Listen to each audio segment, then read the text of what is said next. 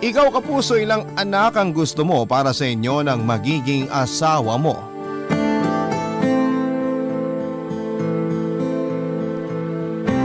Dear Papa Dudut, magandang araw sa inyo at sa ating mga kabarangay. Tawagin niyo na lamang po ako sa pangalang Neri. Hindi ko po tunay na pangalan. 25 years old, nakatira dito sa Maynila at nagbabantay ng isang maliit na tindahan. Na-discover ko ang inyong programa na Barangay Love Stories nang lumuwas ako dito sa Maynila para magtrabaho. Ilang taon na rin ang nakakalipas at ngayon lamang ako nagkaroon ng lakas ng loob na sumulat sa inyo kahit alam ko na pwede akong mabash dahil sa kwentong ibabahagi ko sa inyo. Pero dahil ramdam ko na may aral po itong maiiwan sa ating mga kabarangay, ay nilakasan ko na ang loob ko na gawin ang liham na ito. Papadudot, laking probinsya talaga ako at hanggang high school lang din ang natapos ko. Marami po ako naging iba't ibang trabaho noon dahil hindi magaan ang buhay namin. Ulila na ako sa mga magulang at nakikitira sa bahay ng ate ko na may asawa at anak na rin. Hanggang sa naglakas loob na akong lumuwas ng probinsya. Mabuti na lamang at may pinsan po akong handang tumulong sa akin ng panahon na yon, Papa Dudut.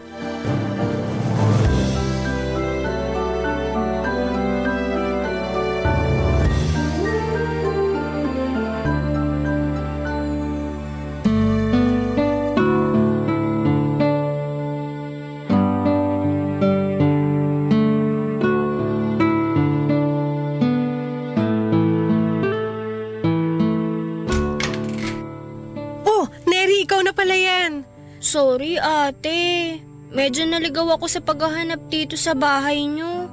Magkakamukha kasi halos lahat ng mga bahay dito sa subdivision. Tapos magkakalayo pa. Kaya natagalan ako sa paglalakad at paghahanap dito sa address nyo. Ganito talaga dito. Maraming naliligaw. Halika, pasok ka na. Salamat, Ate Lorna. Parang ang konti naman yata ng dala mong gamit. Isang bag lang talaga? Oo, hindi rin naman kasi ako mahilig bumili ng mga damit kaya konti lang talaga ang mga gamit ko.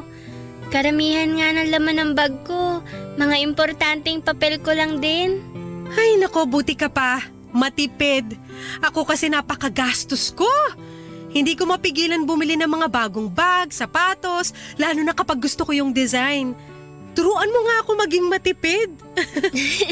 Sige ate, tuturuan kita. Madali lang naman yun. Lagi mo lang isipin na hindi mo naman magagamit lahat ng mga bibilihin mong gamit. Pero grabe, ang laki pala talaga nitong bahay nyo. Hindi naman masyado. Sakto lang. Anong hindi masyado? Ito palang sala nyo. Kasing laki na halos ng pinagsamang sala, kwarto at kusina dun sa bahay ng kapatid ko. Maliliit naman kasi talaga ang mga bahay sa probinsya.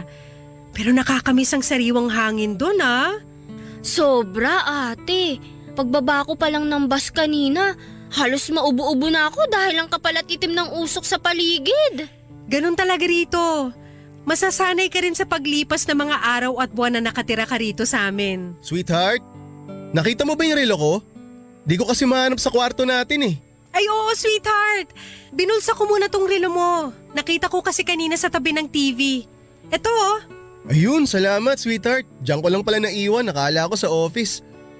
Oh, may bisita pala tayo? Ah, siya yung sinasabi ko sa'yo na pinsan kong galing probinsya. Si Neri. Neri si Arthur, live-in partner ko. Hi Kuya Arthur. Hi din, Neri. Sana magtagal ka rito sa bahay kasi may pagkatamad tong Ate Lorna mo eh. Uy, grabe ka naman sa akin. Aray, ang sakit naman ng hampas mo sa balikat ko, sweetheart. Ikaw kasi sinisiraan mo ako sa pinsan ko. Totoo naman yung sinabi ko ah. Marunong naman ako ng mga gawaing bahay, no? Hindi ko naman sinabi na wala kang alam pagdating sa mga gawaing bahay. Ang sabi ko lang, may pagkatamad ka. Magkaiba yun, sweetheart. Ewan ko sa'yo. Nakakatuwa naman po kayong mag-asawa. Ang cute niyo po maglambingan. Naku Neri, wag mo na nga kaming pinupo. Kasi mukha namang ilang taon lang ang tanda namin sa'yo eh. Tsaka hindi pa naman kami totoong mag-asawa ni Lorna. Pero malapit na rin. May mga bagay lang kami na inaasikaso bago kami tuluyang magpatali sa isa't isa. Papa Dudut, may 5 taon ang tanda sa akin ng pinsang kong si Ate Lorna. Naging close kami noon dahil noong bata pa lamang kami ay madalas siyang nagbabakasyon sa probinsya. Nang maisipan ko nga na gusto kong lumuwas ng Maynila at magtrabaho dito ay nagbaka sakali lamang ako na pwede akong tulungan ni Ate Lorna kaya minessage ko siya sa Facebook. Sakto naman na naghahanap din sila ng kasambahay ng kinakasama niyang si Kuya Arthur kaya kaagad niyang sinabi na tutulungan niya ako. Siya nga rin na nagpadala ng pera para pandagdag sa pamasahe ko paluwas ng Maynila kaya malaki talagang naging pasasalamat ko sa kanya.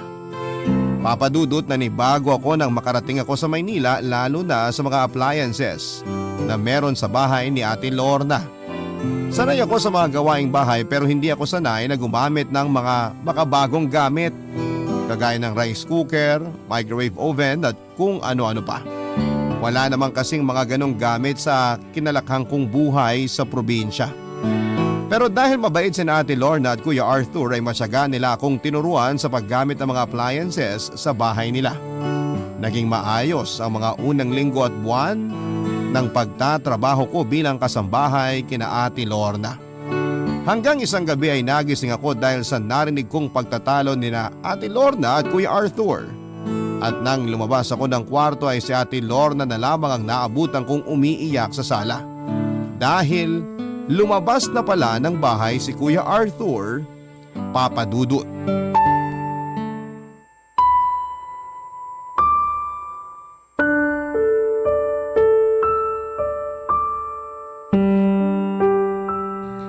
Ate Lorna, ito ang baso ng tubig. Salamat, Neri. Gusto mo na mag-init ako ng tubig para magawan kita ng tsaa? Hindi na. Ayos na tong tubig. Pasensya ka na kung nagising ka ng dahil sa pagtatalo namin ni Arthur.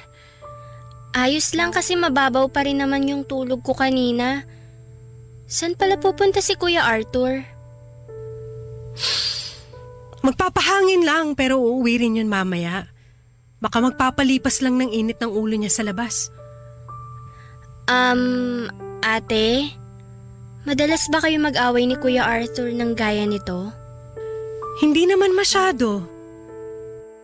Talaga? Sa totoo lang, medyo nagulat ako sa lakas ng boses niya kanina. Parang nun ko lang siya narinig na sumigaw ng ganun kalakas. Siguro kasi pagod siya sa trabaho kaya gano'n na lang kainit ang ulo niya.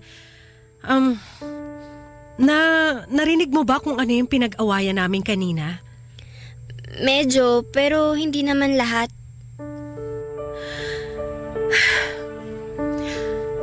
Tama naman kasi yung sinabi ni Arthur kanina. Kasalanan ko kung bakit hanggang ngayon wala pa rin kaming anak. Ano ba talaga nangyari, ate?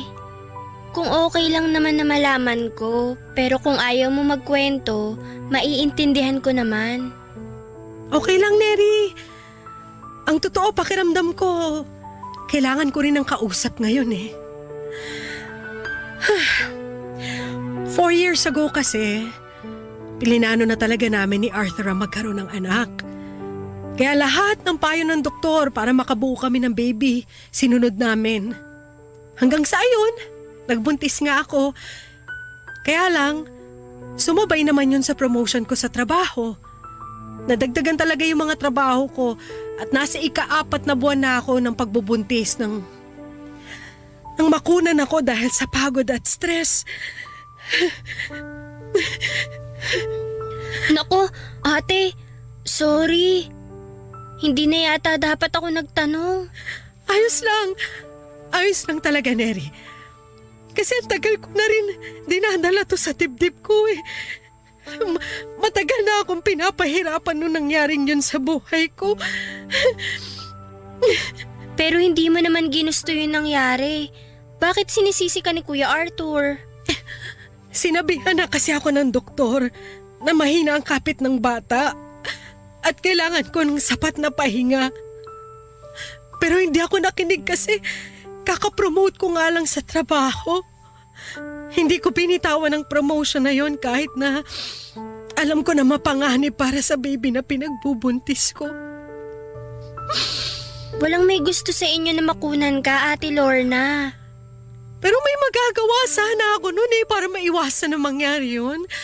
Ilang beses na rin kasi akong kinumbinsi ni Arthur na mag-resign sa trabaho pero hindi ko yun sinunod. Sinabi ko sa kanya na kaya kong alagaan ang sarili ko at ang baby namin na nasa tiyan ko. Sana mas nag-ingat ako para sa magiging anak namin. Pero bigo ako na magawa yun. Bigo ako na maingatan ang anak namin. Ate, maniwala ka sa akin. Wala ka talagang kasalanan sa nangyari kasi sigurado ko na ginawa mo pa rin ang lahat para maingatan ang pinagbubuntis mo. Naging pabaya kasi akong ina, Neri. Mas pinili ko ang trabaho ko kaysa sa magiging anak namin dapat ni Arthur. Mas pinili ko ang sarili ko kaysa matuloy ang masayang pamilya na matagal na namin gustong matupad. Pwede pa namang matupad yun, ate. Naniniwala ako na basta marunong tayo magdasal, ibibigay ng Diyos sa atin ang alam niya na gusto nating makuha. Kaya huwag kang mawala ng pag-asa. Ewan ko, hindi ko na alam. Lahat naman kasi ng payo ng doktor sa akin ngayon, sinusunod ko na. Pero wala pa rin. Hindi pa rin ako mabuntis-buntis ulit. Alam mo, pakiramdam ko nga, yun ang dahilan niya kung bakit hanggang ngayon, hindi niya pa rin ako pinapakasalan. Kasi gusto niya na magkaroon muna kami ng anak bago kami tuluyang manumpa ng pagsasama habang buhay. Pero, paano kung hindi ko na yun maibigay sa kanya? Paano na ako kapag iniwan niya ako kasi wala na talaga akong kakayahan na magkaanak? Mary, hindi ko yata kakayanin na mawala siya sa buhay ko. Hindi ko kaya. Hindi ko kaya.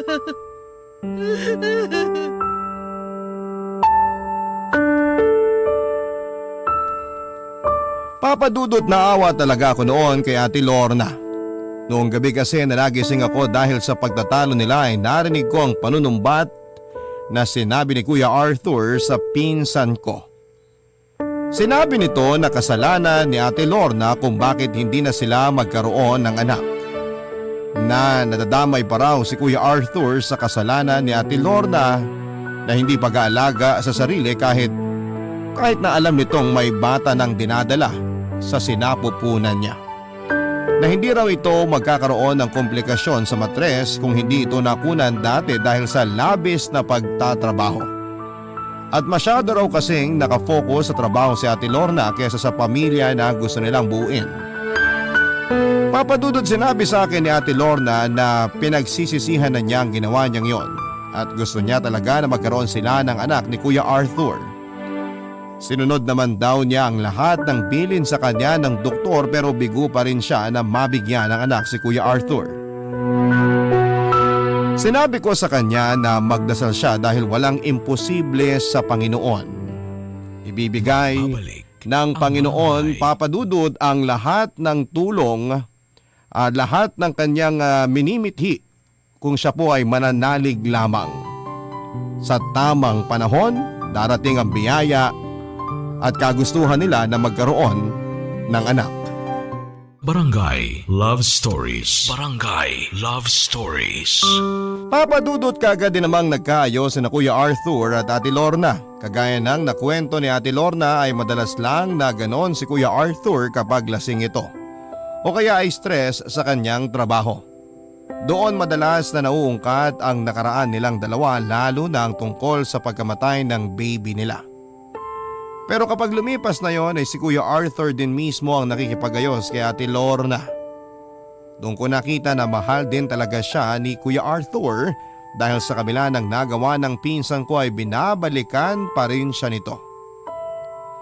Papadudot, mahigit 1 taon na akong nagtatrabaho kina Ate Lorna nang makilala ko si Alexis. Nagtatrabaho siya bilang driver sa isang pamilya na nakatira malapit lang din sa amin. Nagkapalagayan kami ng loob hanggang sa maging boyfriend ko na siya, Papa Dudut. May itsura din po si Alexis. Singkitin ang kanyang mata, moreno at matipuno ang pangangatawan. Tumagal din ang mahigit kalahating taon ng relasyon naming dalawa hanggang sa mabuntis ako. Kaya lang nang malaman niya yon ay sinabi niya sa akin na hindi pa siya handang magkaanak. Sinisi niya pa ako at sinabihan na dapat daw ay nag-iingat ako para hindi ako nabuntis. At pagkatapos ng araw na yon ay hindi ko na siya muling nakita o nakontak pa, Papa Dudut.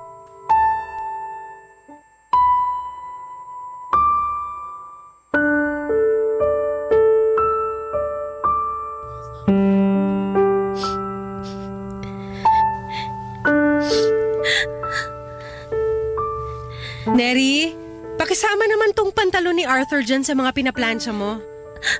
Sige ate. Yung blouse ko pala na kulay pula, nasama mo ba sa mga nilaban mo kaninang umaga? Oo ate. Nasama ko na yun sa mga nilaban ko. Ah, sige. Baka kasi gamitin ko bukas. O nga pala, pumunta ka sa palengke mamaya pagkatapos mo magplansya. Bumili ka ng karne ng baboy, bagoong, sibuyas, tsaka bawang. Nagre-request kasi ng binagoong ang baboy si Arthur para sa hapunan mamaya. Pero ako naman ang magluluto, kaya makakapagpahinga ka pagkatapos mong mamalengke. Okay, sige.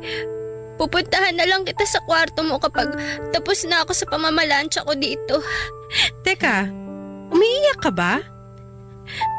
Hindi, Ate Lorna. Ano lang, medyo sinisipon lang ako. Neri, huwag ka nang magsinungaling sa akin. Namumugto pala yung mga mata mo, ngayon ko lang napuna. Sa maga na mga mata mo, parang buong gabi ka umiyak kagabi ah. Ayos lang talaga ako. Sipon lang to.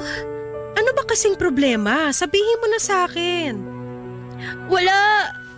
Wala, Ate Lorna. Neri, ayoko nagsisinungaling ka sa akin. Parang kapatid na ang turing ko sa'yo, kaya sana huwag mo namang ilihim sa akin ang mga bagay na gumugulo sa isip mo. Kasi hindi rin ako matatahimik pag nakikita ko may dinadala kang problema dyan sa dibdib mo. Pwede mo akong pagkatiwalaan. Pwede mong sabihin sa akin kung anong problema mo.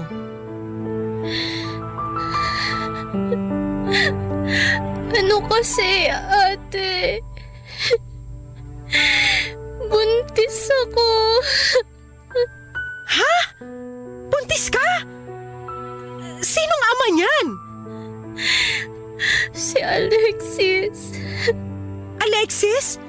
Yung driver dun sa malaking bahay na may automatic na gate? Oo, siya nga. Alam na ba niya yung tungkol sa pinagbubuntis mo? Oo, alam niya na rin, ate. Anong sabi niya? Anong plano niyong dalawa? Ayun na nga ang problema ko, ate. Mula nung nalaman niyang buntis ako, hindi ko na siya nakita pa. Ang sabi ng mga kasama niyang kasambahay sa bahay, umuwi na raw si Alexis sa probinsya nila. Hala! Paano yan? Nakukontak mo pa ba siya? May iba ka pa bang kakilala na pwedeng lapitan para makausap mo siya? Wala na, Ate Lorna. Wala naman akong kakilala na ibang kamag-anak niya. Tapos, lahat ng number niya na nakasave sa cellphone ko, hindi ko na rin makontak. Nako! Mahirap talaga hanapin yung tao na ayaw magpakita. Ikaw ba? Ano nang plano mo ngayon? Hindi ko nga alam, ate. Hindi ba naman kasi talaga ako ready maging nanay. Ni wala pa nga akong malaking naiipon para para sa sarili ko. Tapos magdadagdag pa ako ng papakainin ko. Kung bakit naman kasi nabuo pa tong baby sa tiyan ko. Huwag mong sabihin yan. Alam mo naman na biyaya ng Diyos ang bawat batang mabubuhay sa sinapupunan ng isang babae. Kaya hindi ka dapat nagsasalita ng ganyan. Pero hindi pa nga ako ready maging nanay. Ayokong pareho kaming lumaking naghihirap ng magiging anak ko. Pwede ka naman naming tulungan ni Arthur. Pero alam mo, may naisip akong paraan para hindi ka mabigatan sa dinadala mo ngayon na problema. Hindi ko nga lang alam kung sasang-ayon ka dito sa naisip ko. Ano yun, Ate Lorna? Kung okay lang sa'yo, aampunin na lang namin ni Arthur ang magiging anak mo. At kung gusto mo, pwede rin kitang bayaran para sa baby mo. Para naman makapagsimula ka ng totoong bagong buhay, Neri.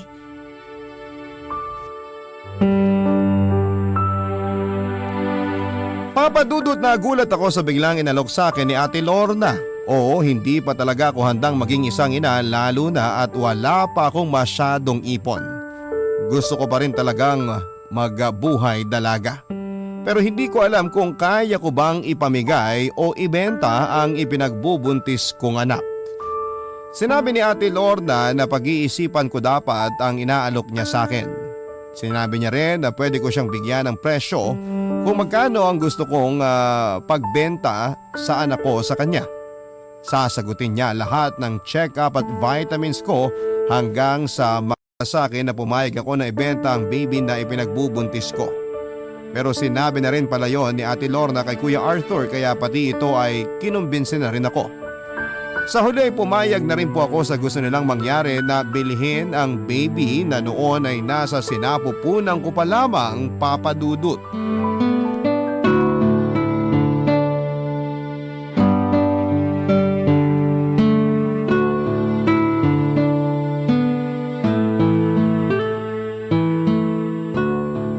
Hindi pa ba gising si Neri? Hindi pa. Kaya nga ako na rin ang nagluto ng almusal ngayon kasi alam ko na maaga ang pasok mo sa trabaho. Nandyan na nga pala yung kape mo sa lamesa. Hindi na nga lang masyado mainit yan kasi kanina ko pa sinalin yan sa tasa mo mula sa coffee machine habang naliligo ka kanina. Gusto mo ikuha na lang kita ng bago? Naku, wag na. Okay na to. Salamat. Nagmamadali na rin ako kasi may maaga akong client meeting ngayon. May binigay nga palang bagong vitamin si doktora kay Neri kahapon. Ininom na rin niya kagabi kaya siguro napasarap yung tulog niya. Hinayaan ko na rin. Alam ko naman na makakabuti sa baby niya yung mahimbing na pagtulog. Tama ka dyan, sweetheart.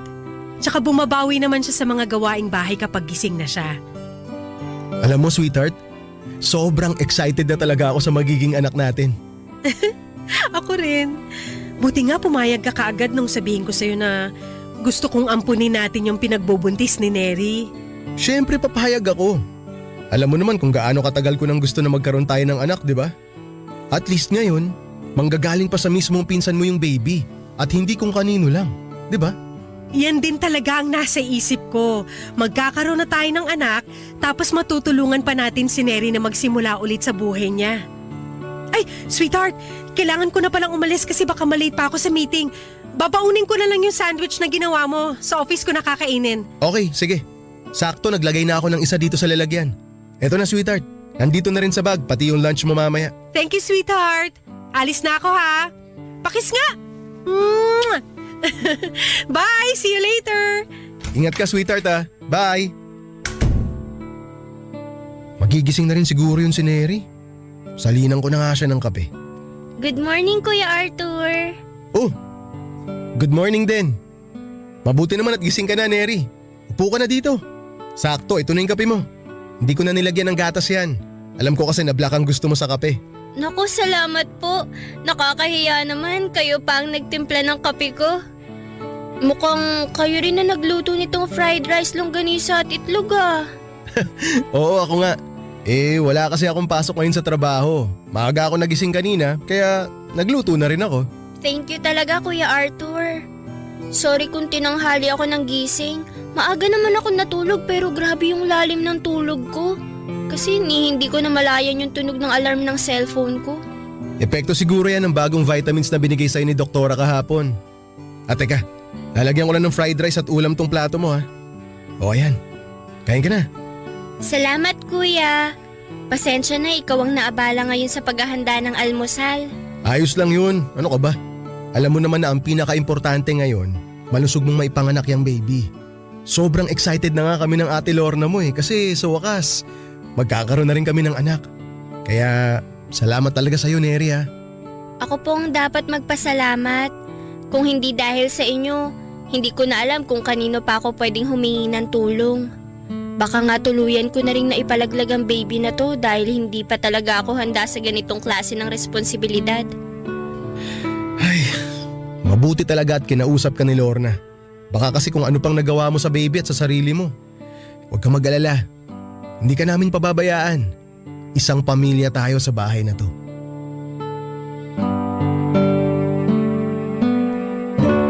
Papa Dudut, nagkwento pa noon si Kuya Arthur kung gaano niya kagusto ang magkaroon ng anak. At nakaramdam ako ng awa para sa kanya. Nakita ko kasi sa mga mata niya at nabakasan sa boses niya na sabik talaga siyang magkaroon ng anak. Nakwento niya na sigurong araw kasi ay lumaki siya na walang kapatid at malayo sa mga magulang niya. Kaya gusto niyang maranasan na maging isang magulang at iparamdam ang totoong pagmamahal sa magiging anak niya. Malaki rin ang naging pasasalamat niya sa pagpayag ko na ibenta sa kanila ang magiging anak ko. Dahil tinupad ko raw ang isa sa mga pangarap na gusto niyang mangyari sa buhay niya. Papa Dudut, naging sobrang mabait din sina Kuya Arthur at Ate Lorna sa akin. Kagaya ng sinabi ng pinsan ko ay sinagot nila ang lahat ng gastusin para sa ipinagbubuntis ko. Nahihiya na nga ako noon dahil nakikita ko na malaki na rin ang nilalabas nilang pera kaya naman bumawi ako sa mga gawaing bahay. Pero binili ni Ate Lorna na huwag na raw akong gumawa ng mabibigat na gawain dahil baka makasama raw yon sa ipinagbubuntis ko na magiging anak nila ni Kuya Arthur, Papa Dudut. Barangay Love Stories. Barangay Love Stories. Papa Dudut, sa paglipas ng mga linggo at buwan ay mas naging maasikaso si Kuya Arthur sa akin kesa kay Ate Lorna. Noong nasira ang washing machine sa bahay ay kagad siyang bumili ng bago para hindi ako mahirapan sa paglalaba. Ayaw niya rin nang nagbubuhat ako ng mabibigat na bagay. Tapos madalas na gusto niya pang siya ang nagluluto para raw maging healthy ang baby ko pagdating sa mga kinakain ko. Siya rin ang palagi kong kasama sa mga check-up ko dahil naging busy noon si Ate Lorna sa trabaho. Yon ang naging daan para unti-unting mahulog ang loob ko sa kanya. Papa Dudut, pinigilan ko naman ang sarili ko na magkagusto kay Kuya Arthur kaya lang ay dumating ang araw na ipinagtapat niya sa akin na may gusto na siya sa akin. At nagkaroon na kami ng lihim at maling relasyon. Sweet si Kuya Arthur sa akin kapag kami lamang ang magkasama sa bahay lalo na sa loob ng kotse. Sinabi niya rin sa akin na mas mahal niya na ako kesa sa pinsan ko. Nang magkaroon ng out-of-town seminar si Ate Lorna at ilang araw siyang mawawala sa bahay noon ay nagkaroon kami ng pagkakataon na mas solo ang isa't isa.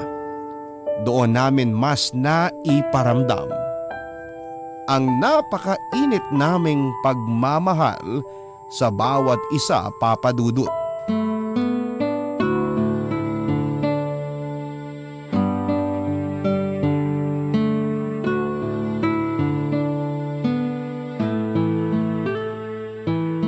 Uy, ang bango naman ng niluluto mo, Neri. Ginisang munggo lang naman to. Teka, papatayin ko lang yung apoy sa kalan kasi luto na to. Ang aga mo yata nakauwi ngayon galing sa trabaho. Inagahan ko talaga kasi gusto ko na masolo kita kahit sandali lang. Pakis nga ako rito. Kuya Arthur, wag mo akong halikan sa leeg ko, nakikiliti ako. Ay, sorry. Ang bango mo kasi kaya hindi ko tuloy napigilan na halikan ka sa leeg. Akala Akala ko ba itong niluluto ko yung mabango? Siyempre mas mabango ka. Kaya nga, pwede ba itigil mo na yung pagtawag mo sa akin ng kuya? Hindi mo naman na ako kuya eh. Boyfriend mo na ako kaya dapat Arthur na lang ang itawag mo sa akin. Okay, sige. Arthur. Pakis nga ako sa lips. Arthur, parang may narinig ako naglalakad papunta dito sa kusina. Si Ate Lorna yata yun. Lumayo ka sa akin kasi baka mapansin niya pa tayo. Okay, sige. Buti na lang hindi traffic. Hindi ako nahirapang bumiyahe pa uwi. Hi sweetheart! Oh, Arthur! Nandito ka na pala sa bahay. Akala ko mauuna pa ako makauwi sa'yo. Ah, inagahan ko talaga ang uwi kasi alam ko na ngayon ang uwi mo galing sa seminar nyo. Namiss kasi kita eh. Aww, namiss din kita. Payakap nga ako sa sweetheart ko. Sige pa.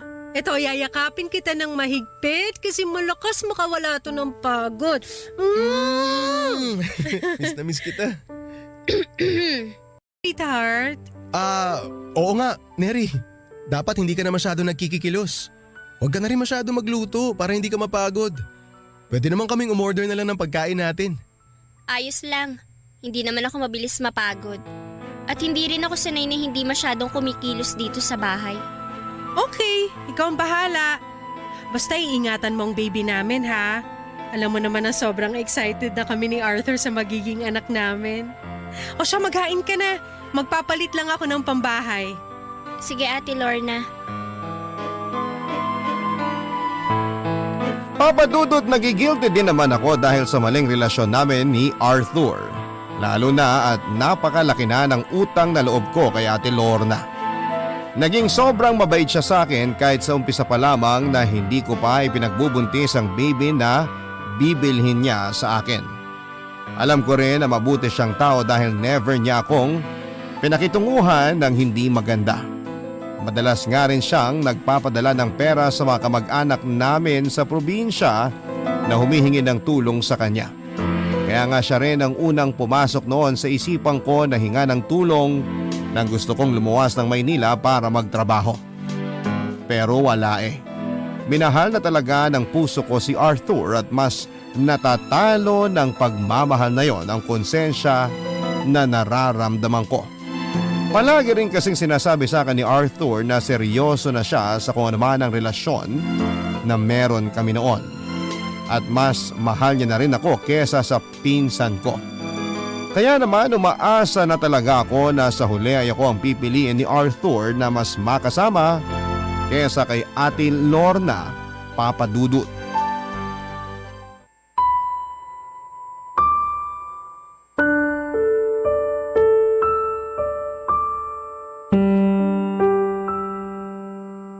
Neri naman, kausapin mo na ako.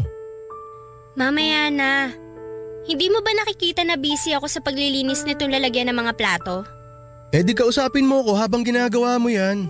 Alam mo Arthur, nakakaistorbo ka lang dito eh. Pumasok ka na nga lang sa loob. Baka mamaya magising pa si Ate Lorna at maabutan tayo nag-uusap dito. Siguradong magtataka yun. Sige, ganito na lang. Ako na lang ang gagawa niyan habang kinakausap mo ako. Bakit ba ang kulit mo? Sinabi ko na nga mamaya na lang tayo mag-usap, di ba? Eh kasi kagabi mo pa ako hindi kinikibo eh. Sinabi ko na sa'yo na masakit ang ulo ko kagabi. Ano bang mahirap intindihin dun? Masakit ba talaga ulo mo o nagsiselos ka lang? Kasi alam mo na 6th anniversary namin ni Lorna kahapon at nag-date kami. Kaya ka nagsiselos. Bakit naman ako magsiselos? Si Ate Lorna naman talaga ang girlfriend mo, di ba? At pampalipas oras mo lang ako kaya wala akong karapatang magselos. Ano ba yung sinasabi mo? Hindi kita pampalipas oras lang, Neri. Alam mo yan.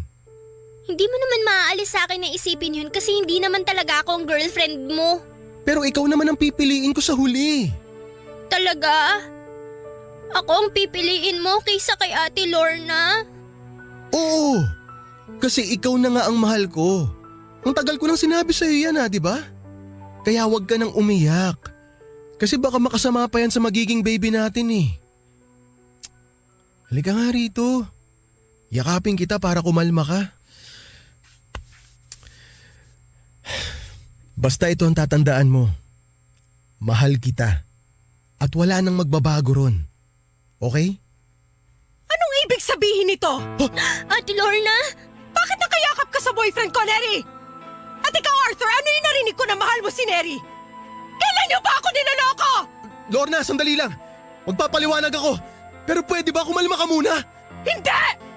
Huwag mo ako lalapitan at mas lalong huwag mo ako hahawakan! Ngayon sagutin niyo ang tanong ko. May relasyon ba kayong dalawa? Ate Lorna, sorry. Sorry! Sorry para saan? Para sa pambababoy niyo dito sa pamamahay ko? Lorna, please! Kumalma ka lang! Huwag ka sumigaw! Bakit? Nahihiya kayo marinig ng mga kapitbahay natin na may ahas at baboy akong pinatira dito sa mismong pamamahay ko? Saka ano ba pumasok sa isip mo, Arthur? Pipiliin mo talaga ang diskrasyada babae na yan kesa sa akin? Ate Lorna, sumusobra ka na. Bakit naman ako hindi pipiliin ni Arthur? Alam naman natin na hindi hamak na mas lamang ako sa'yo. Dahil kaya kong bigyan ng anak si Arthur, hindi kagaya mo na may bulok na matres. Ang kapal na mukha mo! Wala kang utang na loob, Neri! Lorna, tama na! Ito na Huwag mo siya sabunutan! Bitawan mo siya, Lorna! Ano pa? Tinulungan kita! Pinakain kita! Binuhay kita! Kakalboyin talaga kitang babae ka! Pwede ba, Lorna, kumalma ka? Umalis ka dyan sa harapan ng haliparot na babae na yan, Arthur! Dahil sisirain ko talaga ang mukha niya! Arthur! May dugo! Naku, Dinudugo ako, Arthur! dinudugo ka nga, Neri! Relax ka lang! Lumapit ka sa akin! Sandali! Huwag kang mag-alala! Bubuhatin na kita! Dadaling kita sa ospital! Mabuti nga sa'yo! Ayoko mawala ang baby ko!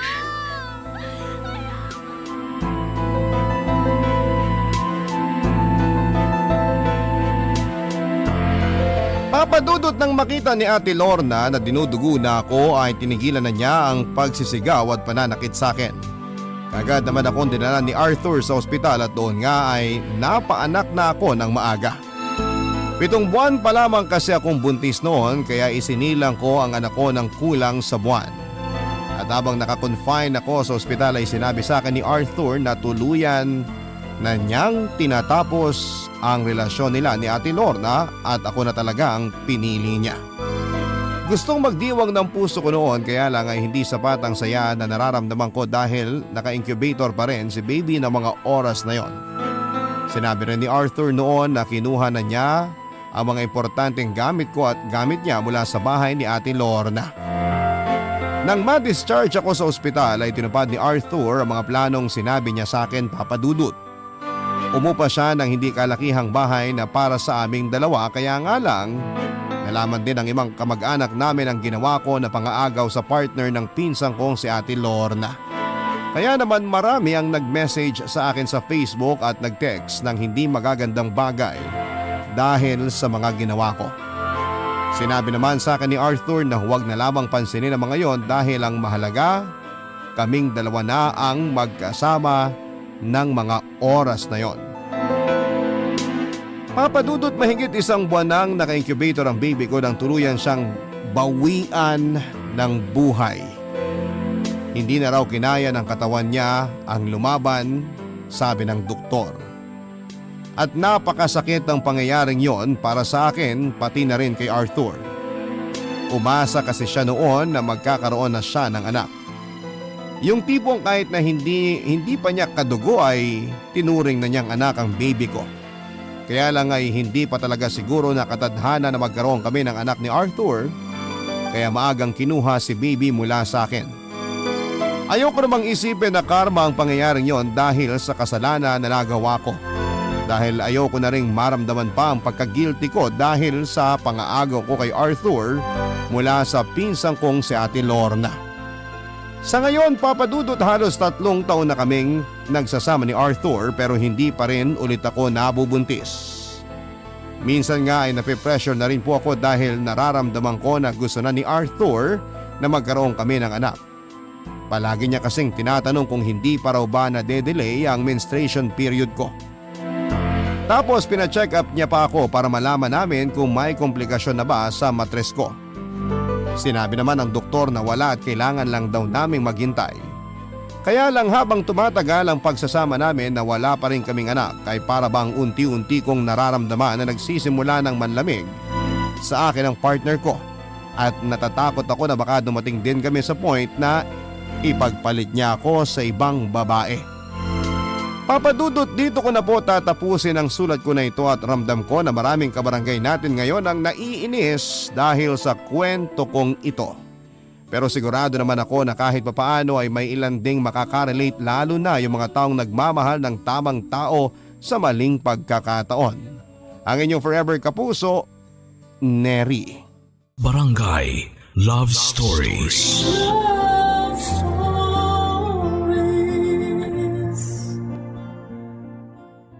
Barangay LS 97.1. 97.1. Number 1. Forever. Kabarangay, i-share mo ang iyong barangay love stories. Sabay-sabay nating pakinggan ang iyong kwento ng pag-ibig, buhay at pag-asa. Ipadala lang sa barangaylovestories@yahoo.com. May mga pagkakataong umiibig tayo sa hindi natin inaasahang panahon at lugar. Mahanap natin ang pag-ibig sa isang platform na akala natin ay laro-laro lang, tulad ng mga chat room sa internet na pwede mong makausap kahit ang nasa ibang bansa. Ikaw kapuso, na in love ka na ba sa ka-chatmate mo?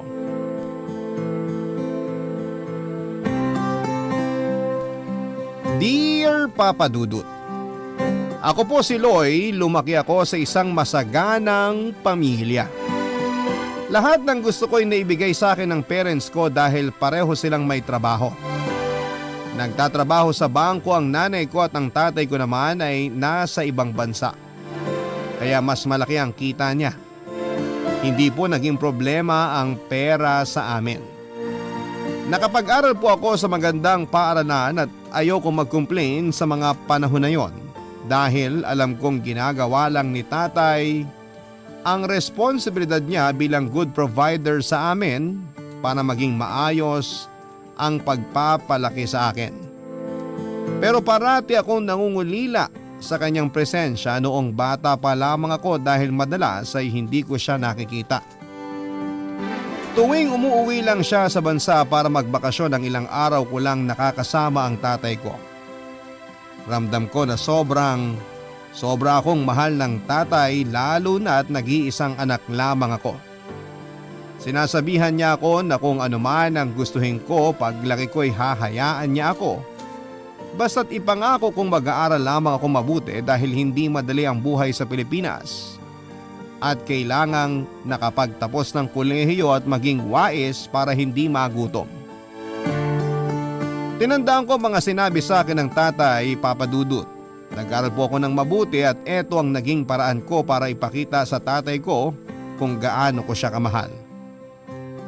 During college ay medyo naibsa ng pangungulila sa kanya dahil sa internet. Nauso na kasi ang video chat. Bumili agad kami ng computer para regular naming nakakausap si tatay. Pero hindi namin inakala ni nanay na panandalian lamang ang ganitong setup ng communication namin sa kanya. Dahil sa nangyaring masama kay tatay, Papa Dudut, isang balita ang nagpaguho ng aming mundo ni nanay. Pumanaw si tatay dahil inatake ito sa puso.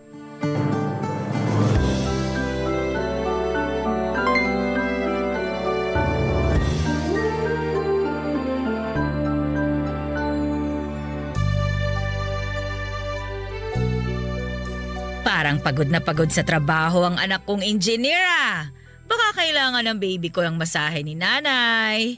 Nay, pwede po ba? Kaso baka kayo naman ang mapagod. Hard na masahe na ang gusto ng katawan ko. Aba, ibig sabihin binatang binata ng anak ko? Siyempre naman, 22 na ako. Pero papayagan ko pa rin kayong tawagin akong baby. Kahit baby damulag na ako. Halika nga dito. Nay, tama na. Dating Nakikiliti lit-lit ako. mo lang, tapos ngayon engineer ka na. I'm so proud of you, anak. At syempre, proud din ang tatay mo sa'yo. Sayang lang talaga, Nay, no? Hindi naabutan ni tatay na naging engineer ako. Pero alam kong masaya na siya ngayon sa langit. Aba syempre, tuwang-tuwa ang tatay mo sa naabot mo. Pero talaga bang buo na ang desisyon mo na dito lang sa Pilipinas magtatrabaho? Buong buo na, Nay. Dito lang ako. Nay, kung may babalik lang natin ang nakaraan, sana dito lang din nagtrabaho si tatay. Mas maraming pagkakataon ko sana siyang nakabanding. Gusto lang ng tatay mo na magkaroon ka ng magandang buhay. Maging maginhawa tayo. Alam mo, hindi ko na hinangad na sana dito na lang nagtrabaho ang tatay mo. Kasi gusto niya yung ginawa niya at sa ikabubuti ng lahat yon. Ang kaso, inabot lang siya doon ng huling sandali niya sa mundo. Pero ang mahalaga anak, mahal tayo ng tatay mo. Hanggang ngayon, ramdam ko pa rin ang pagmamahal niya. Iba ka talaga, Nay. Maswerte si tatay sa'yo kasi naging honest ka sa kanya.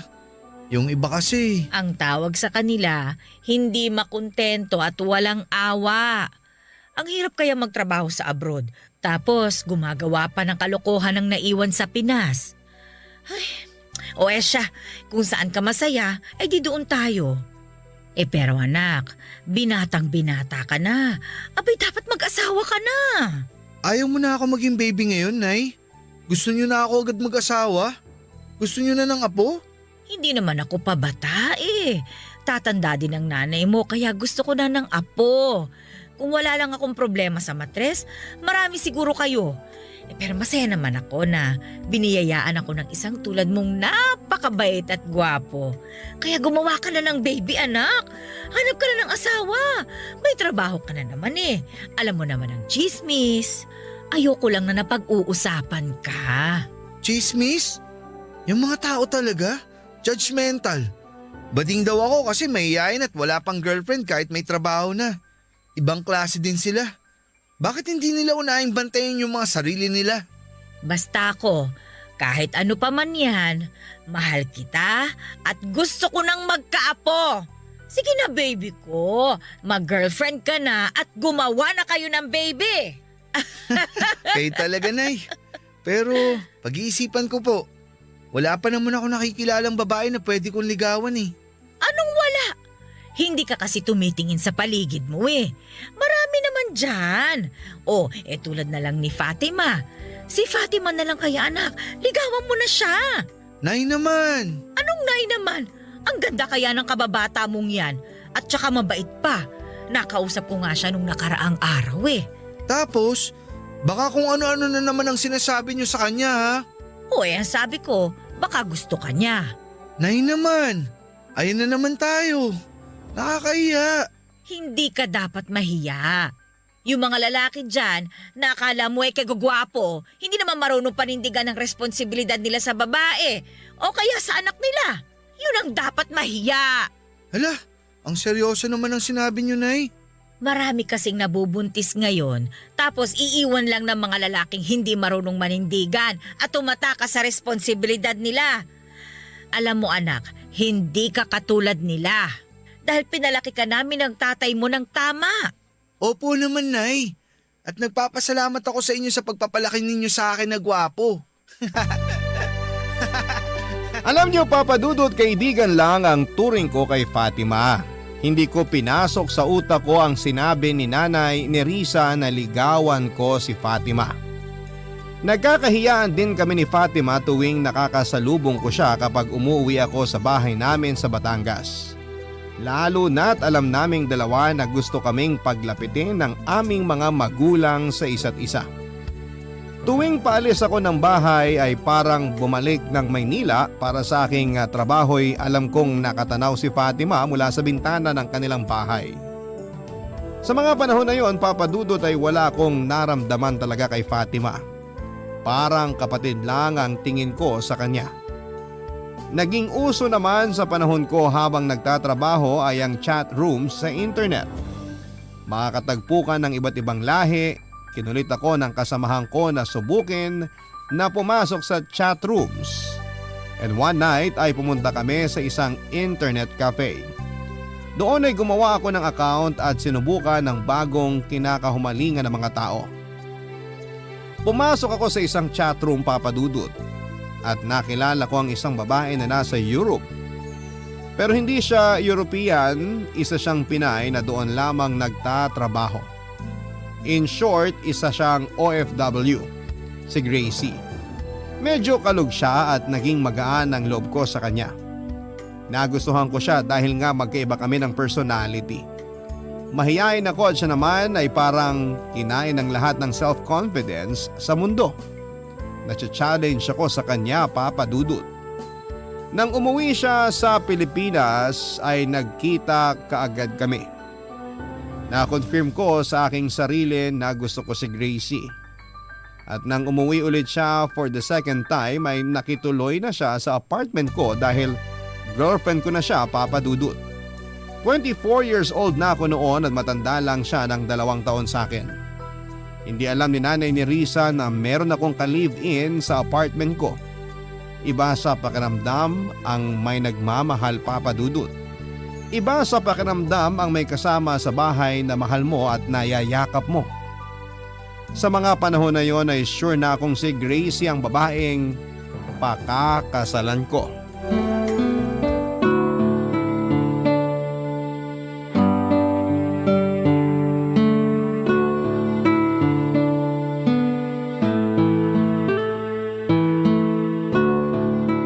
Han, pumasok ka sa loob. Hindi magandang tumambay ngayon dito dahil sa usok ng mga sasakyan. Okay ka lang ba? May problema ka ba? Gracie, Oh, ibig sabihin nito magiging tatay na ako? Totoo ba? Yes! Tatay na ako! Han, bakit parang ang lungkot mo? Magandang balita to. pero Han, Nag-alala ka ba dahil hindi ko pa nasabi kay Nanay na Riza ang tungkol sa atin? Umuwi tayo bukas sa Batangas. Papakilala na kita. Alam mo, matagal nang gusto ni Nanay na magkaroon ako ng girlfriend. Ayaw mo naman na ipakilala kita. Pero dapat ngayon, pwede na kitang ipakilala. Magiging mag-asawa na tayo. Magpakasal na tayo. Sabihan ko si Nanay. Matutuwa yon kasi magiging lola na siya. Magkakaapo na siya. Han, salamat ha. Sobrang saya ko talaga. Loy! Oh, Han, bakit? Bakit ganyan ang itsura mo? Pananagutan naman kita eh. Hindi ko tatakasan ang responsibilidad ko sa'yo at sa magiging anak natin. Hindi ako pwedeng mabuntis! Bakit? Maselan ba ang kalagayan mo kaya natatakot kang mabuntis? Ipapacheck kita sa doktor. Kayo ng baby natin. Ipapalaglag ko to! Ano? Bakit? Hindi. Huwag mo ipalaglag ang bata. Makinig ka, Loy! May dapat kang malaman! Hindi kita maintindihan, Gracie. Ano ba ang dapat kong malaman? May asawa na ako! Ha? Tama ang narinig mo! May asawa at pamilya na ako sa Cebu! Ano? Ibig mong sabihin, nakipagrelasyon ka sa akin kahit may asawa at mga anak ka na? Oo! Kaya ipapalaglag ko to at uuwi na ako ng Cebu sa susunod na linggo. Ang alam nila sa susunod na linggo ang uwi ko galing abroad. Teka, sandali lang. May asawa at mga anak ka? Naglihim ka sa akin? Patawarin mo ko, Loy. Akala ko hindi mauuwi sa ganito ang lahat. Gracie, wag mo naman paglaruan ng pagkatao ko. Minahal kita. Kaya nga gusto kong ipalaglag na to dahil ayokong paglaruan ka pa. Wag, please. Wag mong idamay ang bata. Wag mong ipalaglag ang anak natin. Anong gusto mong gawin ko? Uuwi ako sa amin tapos buntis akong haharap sa asawa ko? Sabihin mo hindi ka pinauwi ng employer mo. Dumito ka muna hanggang sa may panganak mo ang anak natin. Alam mo, Gracie, masakit na niloko mo ako.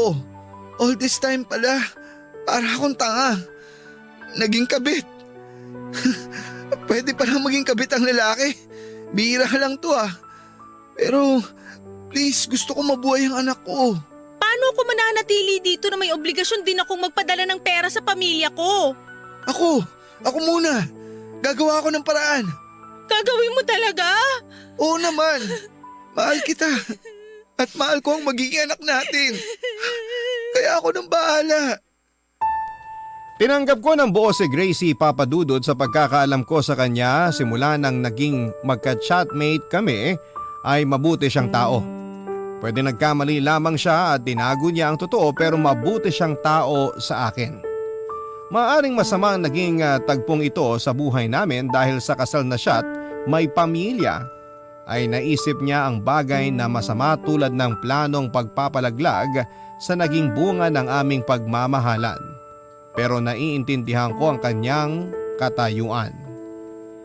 Sinunod ko ang gusto niyang mangyari hanggang sa maipanganak niya ang anak namin. Sobrang tuwa ko dahil nang makita ko ang anak ko Papadudod. Hanggang sa mga oras na yon ay wala pa ring alam si Nanay Nerissa tungkol dito. Ayaw ipaalam ni Gracie ang tungkol sa relasyon namin. Sinabi ko kay Gracie kasama ng anak namin na nasa tabi niya at niyayakap ay willing akong maging kabit niya dahil ayaw ko rin na masira ang pamilya ni Gracie sa probinsya. Tulad ng baby namin ay kailangan din na si Gracie na mga anak niya sa asawa niya. Isang kalokohan man ang pananaw ko pero sa palagay ko ay mas mabuti itong setup sa aming relasyon. Patuloy ang aming pagmamahalan habang walang pamilyang nasisira. Kapag bumalik naman siya abroad, nasa isip ko'y gusto ko pa ring makibalita sa kanya. Magiging chatmate abroad ko pa rin siya at kung uuwi siya ng bansa ay pwedeng sa akin muna siya uuwi kasama ang anak namin. At pagkatapos ay pwede na siyang umuwi ng Cebu. Sabi ko sa kanya ay pwede namang tumibok ang puso niya sa dalawang lalaki at willing akong makihati Papadudod sa pagmamahal na maibibigay niya. Barangay Love Stories. Barangay Love Stories. Nakakatawa mang isipin ng isang lalaki ay gustong maging kabit forever. Pero eto ang ginusto kong mangyari para hindi lang kami magkalayo ni Gracie. Gusto kong buo kaming kasama ng anak namin kahit paman na ang katotohanan ay may kahati kami sa buhay ni Gracie. Kaya kong mabuhay sa isang kasinungalingan, sa isang huwad. Pero matapos ang isang linggo'y nawala na lamang si Gracie. Iniwan na niya kami ng baby namin at hindi ko na siya na-contact Papadudod. Nawalan ako ng communication sa kanya. Nang kaharap ko ang baby namin ay naawa ako sa kanya at naawa rin ako sa sarili ko. Kahit nang lilimos ako ng pagmamahal kay Gracie ay hindi niya pa rin kami pinagbigyan ni baby. Sobrang sakit sa puso ang naramdaman ko noon Papadudod. Mabuti na lamang at nandyan si baby kahit papaano ay naibsan nito ang sakit sa puso ko. Ibinangako ko sa anak ko na magiging mabuting tatay ako sa kanya tulad ng ginawa at pinaramdam ng tatay ko sa akin. Hindi pala madali ang mag-alaga ng baby kaya hindi na ako nagdalawang isip na sabihin sa nanay ko ang tungkol sa bata. Umuwi ako ng Batangas at sinabi ko ang kwento namin ni Gracie kay nanay. Nalaman niya ang totoo na nagkaroon ako ng anak kahit na walang ina.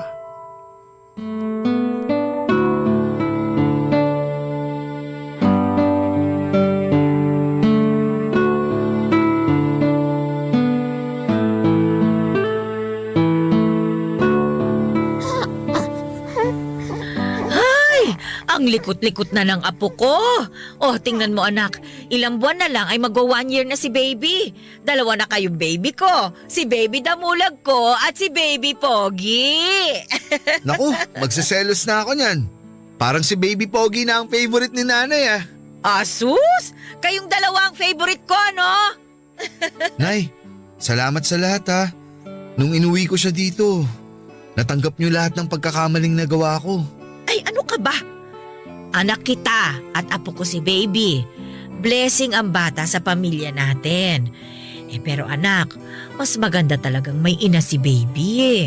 Nandyan naman kayo na eh. Lola ako, hindi nanay. Anak, baka pwede na si Fatima. Ano? Ligawan mo na. Mabait naman si Fatima eh. At hanggang ngayon, single pa rin siya. Nay, alam niya na may anak na ako. Baka... Baka hindi ka tanggapin. Ay naku, hindi mo pa nga nasusubukan eh. Yan ang kagad ang iniisip mo. Sige na, pag-isipan mo. Huwag masyadong tagalan ha. Baka may nag-aabang na rin sa kanya sa paligid maunahan ka. Maganda naman si Fatima. Bagay siya sa'yo. Talaga ba, Nay? Bagay kami? Gusto mo lang talagang may nanay si baby eh. Siyempre naman. Gusto ko may mami si Baby Pogi. Pero anak, bakit pa kasi pumatol ka dun sa may asawa? Nagtataka lang ako kasi hindi ko naman nakilala si Gracie o hindi mo na ipakilala sa akin. Kaya hindi ko naman masabi kung ano ba yung nagustuhan mo dun sa babaeng yun. Tinamaan lang ang puso ko, Nay. Tinamaan, tapos iniwanan ng bata na parang tuta matapos si panganak. Sa bagay, okay na rin naman. Kasi may Baby Pogi ako. Sabi ni Baby Pogi, maghanap ka na, baby damulag ng mami ko. I-date mo na si Tita Fatima. Ilang hakbang lang naman ang bahay nila eh. Mabait pa. Ang kulit-kulit ng lola mo, baby. Nakinig ka naman sa sinasabi ni nanay, di ba? Abay, syempre, nakikinig talaga si Baby Pogi sa lola niyang maganda. Hindi ba, Baby Pogi? No. Anong sinasabi mo, Baby Pogi? Ha? Ano? Gusto mong ipag-date natin si Daddy Baby Damulag mo kay Tita Fatima, no? Wow! Magandang idea yan, Baby Pogi. Kailan ba daw ang date nila? Ano? Bukas na agad? Dinner date ba? Aba, kailangan natin ayusan ng daddy mo para magustuhan siya ni Tita Fatima. Nay, kayo talaga. Anak mo daw ang may gusto eh. Dapat wag mong i-disappoint si Baby Pogi. Nadali niyo ako. Sige na nga. Bukas, makikipag-dinner date ako kay Tita Fatima kung papayag siya. Yay! Papayag yun. Narinig mo yun, Baby Pogi? Makikipag-date na ang daddy mo, magkakamami ka na. Kayo talagang dalawa. Mahal na mahal ko kayo. Mahal ka rin namin, anak. Kaya gusto namin na sumaya ka. Salamat po talaga, Nay. Hindi ko talaga alam ang gagawin ko kung wala kayo. Naku, gagawin ng ina ang lahat para sa anak nila. Ay, erase. Gagawin ng mga magulang ang lahat para sa anak nila. Kaya ikaw, gawin mo rin ang lahat para kay Baby Pogi Irvin. Mangako ka. Opo, Nay. Pangako po. Gagawin ko para kay Baby Irvin. Pinag-date nga kami ni Fatima, Papa Dudut. Parang iba ang pakiramdam ko noong kaharap ko na siya. Ang ngiti at titig niya ay alam mo nang hindi siya gagawa ng masama. Dahil kay Gracie ay medyo hindi na ako ganon ka-shy type, kaya ako parati ang nag-o-open ng topic para may mapag-usapan kaming dalawa ni Fatima. Mga ilang dates din ang nangyari bago ko nasabing gusto ko siya. Sa totoo po ay gusto ko na si Fatima at hindi dahil naghahanap lamang ako ng pamalit ni Gracie. Genuine po ang pagkagusto ko kay Fatima at parang nakaramdam ako ng panghihinayang dahil hindi ko siya binigyan noon ng atensyon. Baka noong sinabi ni nanay na liligawan ko na nga siya bago ko pa nakilala si Gracie ay malamang naging kami na dahil hindi mahirap na magustuhan at mahalin si Fatima. Pagkatapos ng isang buwan na naging kami papadudod ay niyaya ko na kagad siya ng kasal. Pumayag naman siya kaya hindi na ako nag-alinlangan at nagpakasal kaagad kaming dalawa. Sobrang saya rin ni Nanay ni Risa dahil nakita niyang buo ang pamilya ko at alam niyang mabuting may bahay si Fatima. Hindi ko nakitaan si Fatima na nag-iisip ng kung ano kay Baby Irvin. Tinanggap niya ito na parang galing sa kanya. Kaya sobrang saya ko dahil hindi ako nagkamali na pakasalan at piliing maging asawa si Fatima, Papa Dudut. Matapos nga ang 12 years ay nagkaroon kami ng 4 na anak. Kasama na roon si Irvin, Papa Dudut.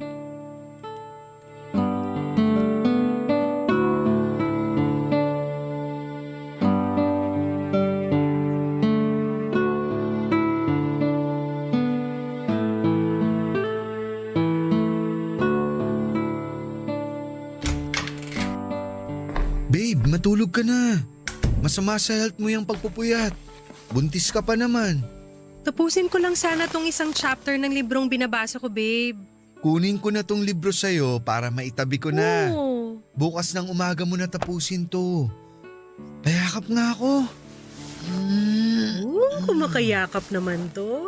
Magpahinga ka na, babe. Oo na. Magpapahinga na ang buntis. Ang saya ko kasi magiging 5 na ang anak natin. Ako rin. Parang kahapon lang si Irvin lang ang baby natin sa bahay. Oo nga no, ang bilis talaga ng panahon. Babe, salamat ha. Hindi mo tinratong iba si Irvin. Babe, anak ko si Irvin. Para sa akin talaga siya galing. Huwag ka na nga mag-isip ng ganyan. Pantay ang trato ko kay Irvin at sa iba pa nating mga anak. Silang lahat. Anak ko sila, okay? Salamat talaga, babe. Pakis nga ako. Nagpapasalamat ako dahil napakabuti mong ina kay Irvin at napakabuti mong asawa. Wala na akong hihilingin pa dahil sobra-sobra ang binigay ng Diyos nang dumating ka sa buhay ko. Nung kasi, sobrang parang pinagsakluban ako ng langit at lupa dahil sa ginawa ng nanay ni Irvin. Babe, ako ang ina ni Irvin. Please, wag na nating pag-usapan pa to. Ayoko mabanggit mo pa to. Gusto ko mag-move on ka na. 12 years nang nakalipas mula nang mangyari yun. Ang importante, masaya ka at masaya ako sa pagsasama natin. Sa binuo nating pamilya. Oo, tama ka, babe. Mas importante nga ang pamilya na binuo natin.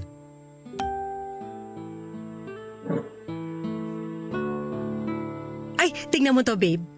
Nag-post ako ng pictures natin sa social media. Nag-comment si nanay. Buti madaling naturuan si nanay ni Riza. Nag-comment. Sabi, ang laki na ng baby pogi niya. Pogi naman talaga si Irvin. Siyempre, anak ko. Patingin nga. Nagmana talaga sa kagwapuan Eh, at crush mo ako dati pa. oo na. Hindi ko naman ipagkakailayan. Ikaw lang yung may ayaw sa akin noon. Nahihiya ako sa'yo eh. Ano? May hiya-hiya ka pa? Sige na nga, ikaw nang mahiyain. Basta ako, babe, mahal na mahal kita. Forever kitang mamahalin. Ako rin. Forever. Pangako yan. Pakis nga uli. Ang ganda talaga ng asawa ko. Dati pa naman. Sandali, selfie tayo. Post ko sa social media para makita ni Nanay ni Riza. Sige. Dito, tingin ka sa camera. 1, 2, 3. Ayan. Patingin nga. Bagay talaga tayo, babe. Siyempre naman. Babe, gamitin mo na kaya yung SOCMED mo. Pang video call ko lang sa inyo ang account ko. Hindi ko tinitingnan ang profile ko at kung ano-anong post. Matanda na ako para dyan.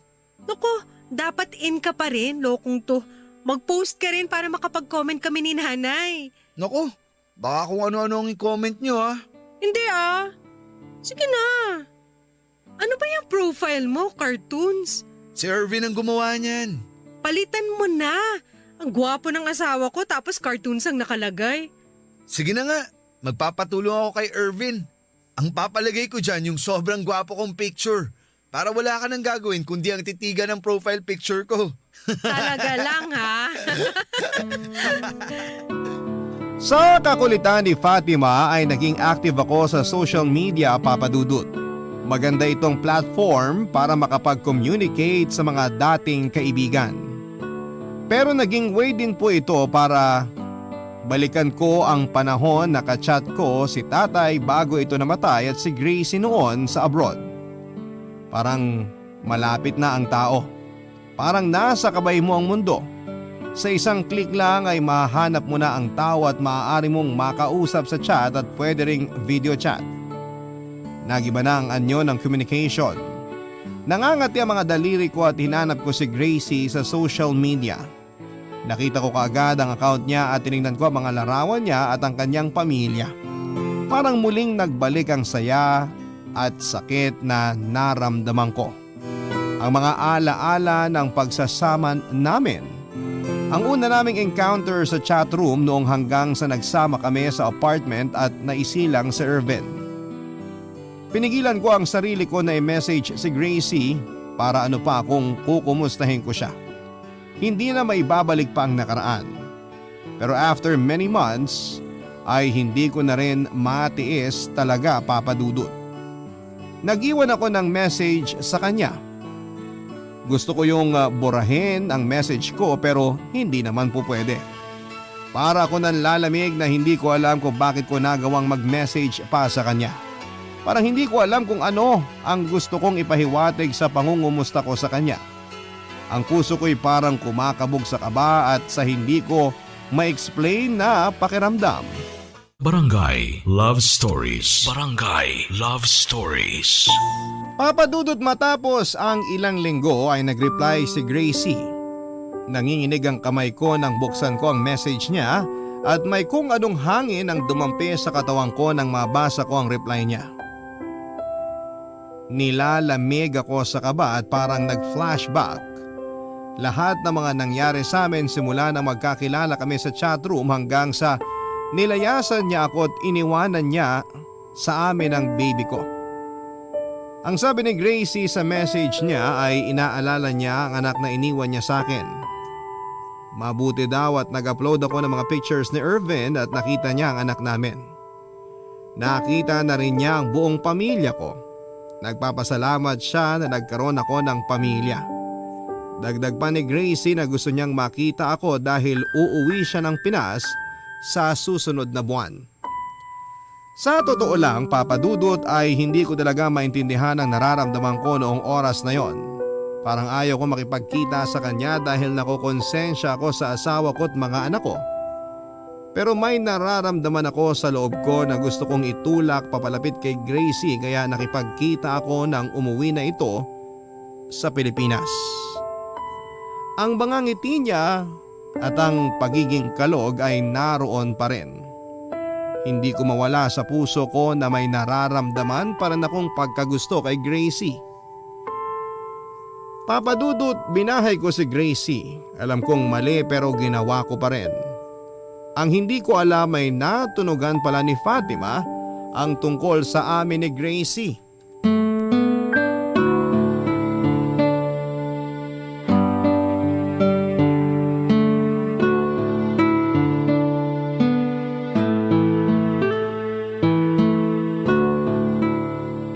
Binata na talaga ang anak ko.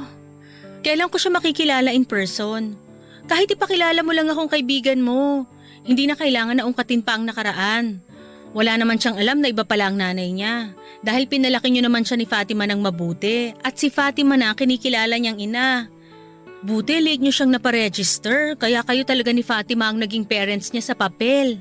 Oo, buti nga eh. Si nanay ang nagbigay ng Irvin na pangalan sa kanya.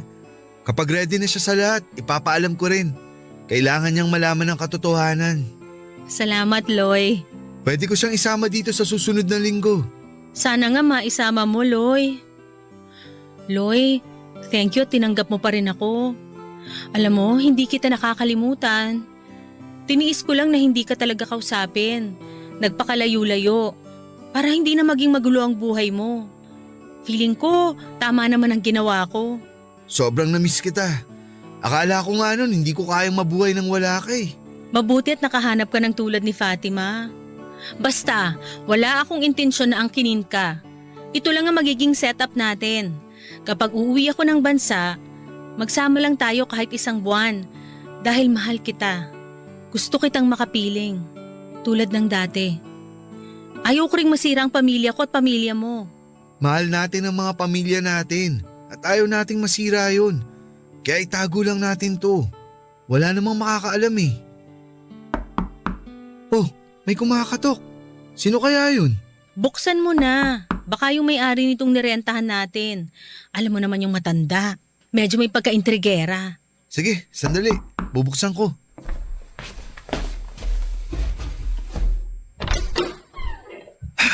Fatima?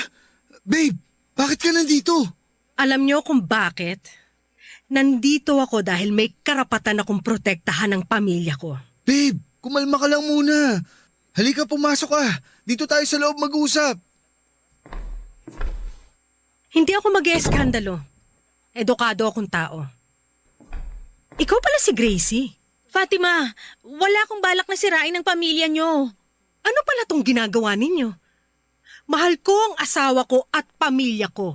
Alam kong nandito ka para tuksuhin uli ang asawa ko. Makinig ka. Asawa ko si Loy. Akin ang asawa ko. At gusto kong malaman mo na ako ang ina ni Irvin.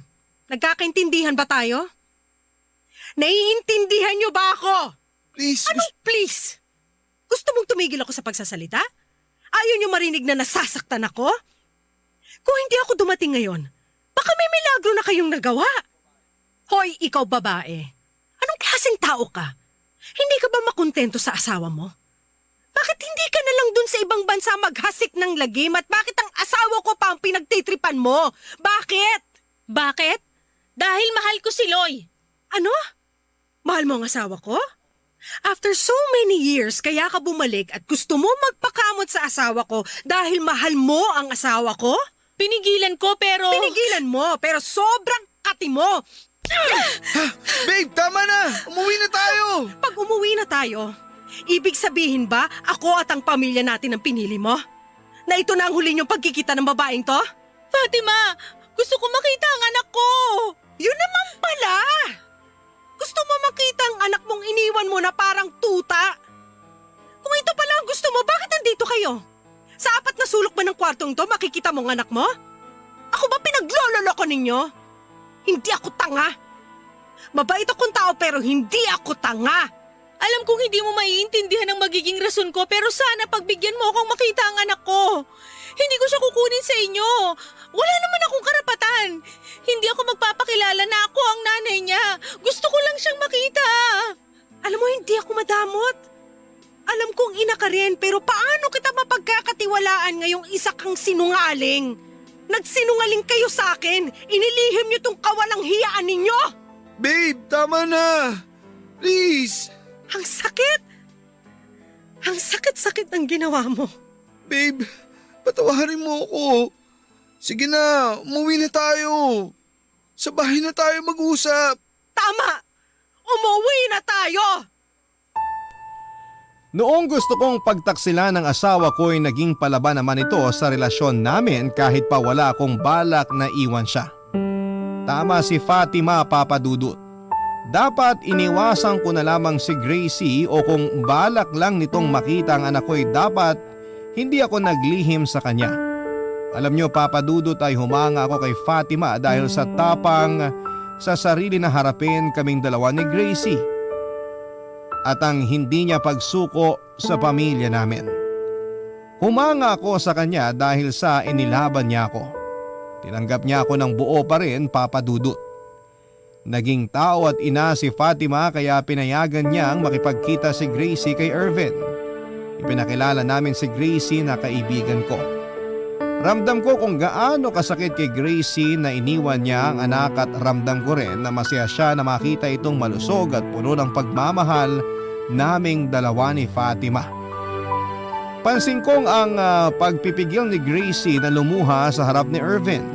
Ito na palang naging huling pagkakataon na makita at makausap ko si Gracie. Pagkatapos ng tagpong ito ay deactivated kaagad ang kanyang social media account. Hindi talaga pwede dahil kung ipilit namin ang aming mga sariling pagsaluhan ang maling pag-ibig ay nadaramay makakasira ito. Hindi lang sa aming mga pamilya kundi sa aming mga sarili.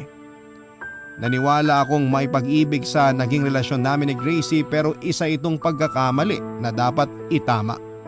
At sa aming maling relasyon noon ay hindi ko inisip na maling dumating sa buhay ko ang anak kong si Irvin.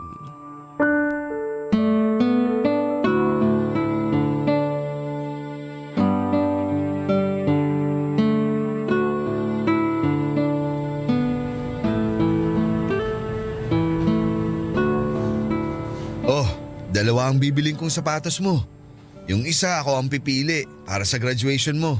Yung isa naman, ikaw na ang pumili para magamit mo pang forma mo. Grabe, binatang binata ka na anak. Salamat, Tay. Iba ka talaga. Siyempre naman. Pero ano ba ang kukunin mong kurso pala sa college?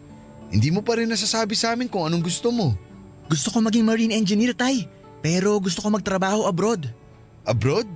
Bakit hindi na lang dito sa atin? Pwede rin naman, pero mas malaki sahod sa abroad, Tay. Gusto kong yumaman agad. Sa bagay. Pero alam mo nak, kung ako papipiliin, dito na lang sana sa Pinas. Nakaya ko naman na dito ako sa Pinas ha. Mahirap nga ang buhay.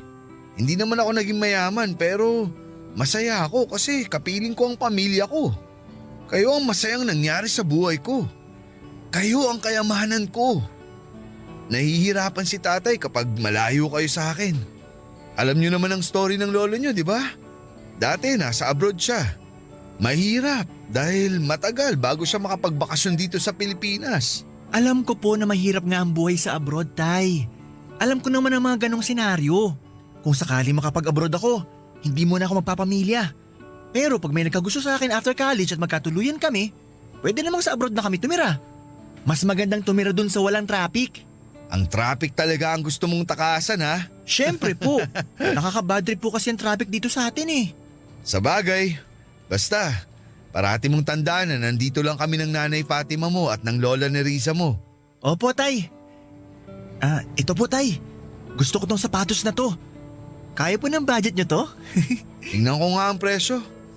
Naku, ang mahal nito ah. Pero dahil mahal kita anak, kaya kung gusto mo to, sige, kunin natin. Parang yung pag-abroad mo rin.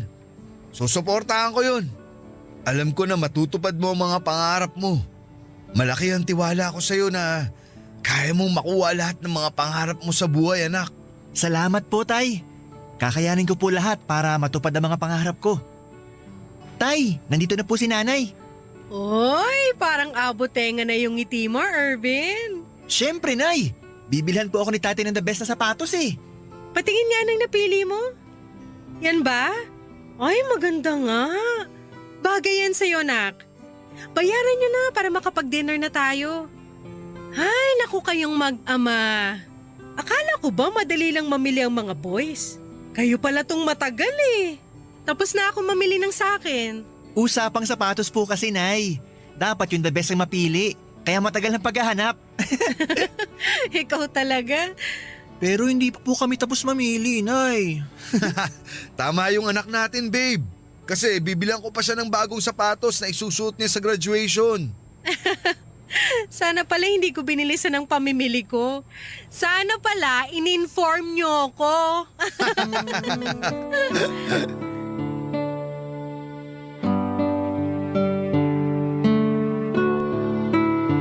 Papadudod sa tagpong yon ay naramdaman ko na dapat kong pahalagahan ang pamilya ko. Ang pagiging ama ko at ang pagiging asawa ko kay Fatima. Naging mas malapit ako kay Irvin dahil gusto kong nakakasiguro na kapag may gusto siyang gawin o plano ay ipapaalam niya sa akin para mas lalo ko siyang magaw niya mag-abroad. Iba daw sa pakiramdam yung nakakapunta sa ibang bansa. Sa totoo lang kahit nag-aaral pa lamang si Irvin ay hindi ko nasa ibang bansa na siya. Or feeling ko na nasa ibang bansa na siya. Napapraning ako, hindi ko lang pinapahalata sa anak ko at tinibayan ko ang loob ko dahil sa advanced technology natin.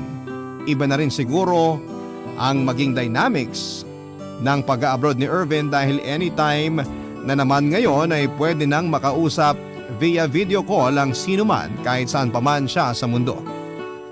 Hanggang ngayon papadudot ay walang alam si Irvin sa nakaraan. Hindi niya alam ang tungkol sa biological mother niya.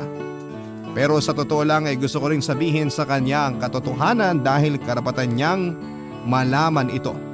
Naghahanap lamang po ako ng tamang panahon. Masaya ako sa naging pamilya ko ngayon at sa ngayon ay nag-aaral pa rin po si Irvin sa college.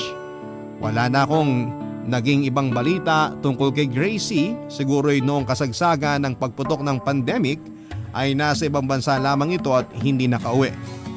Kung magkita man kaming muli ni Gracie ay magiging magkaibigan na lang talaga kami at ipapaalam ko na parati kay Fatima ang lahat. Dahil ayaw kong masira ang pamilya ko, Papa Dudut. Ang inyong forever kapuso at kabarangay, maraming salamat po, Lloyd. Barangay Love Stories. Love Stories.